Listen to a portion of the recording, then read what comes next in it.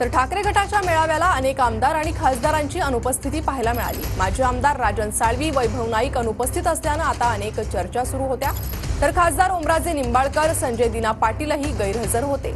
तर अनेक आमदार खासदारांकडून मेळाव्याला अनुपस्थितीबाबत TV9 मराठीला स्पष्टीकरण देण्यात आलंय। ठाकरेंच्या मेळाव्याला अनुपस्थित खासदार संजय देशमुख सर्वपक्षीय खासदारांच्या अभ्यास दौऱ्यासाठी चेन्नईला गेल्याचं कळतंय। नागेश आष्टीकर हिंगोलीत असल्याची माहिती, तर त्यांचा संपर्क होऊ शकला नाहीये।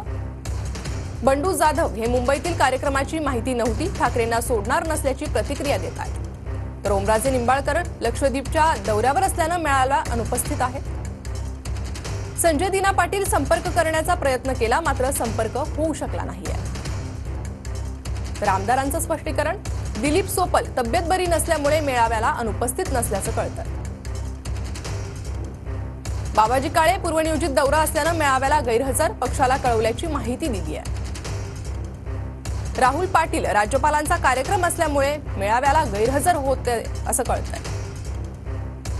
तर राजन साळवी नियोजित कार्यक्रमामुळे मेळाव्याला उपस्थित राहू शकले नाहीत असं स्पष्टीकरण मिळतंय। वैभव नाईक सिंधुदुर्गात नियोजित कार्यक्रम असल्याने मेळाव्याला गैरहजर होते।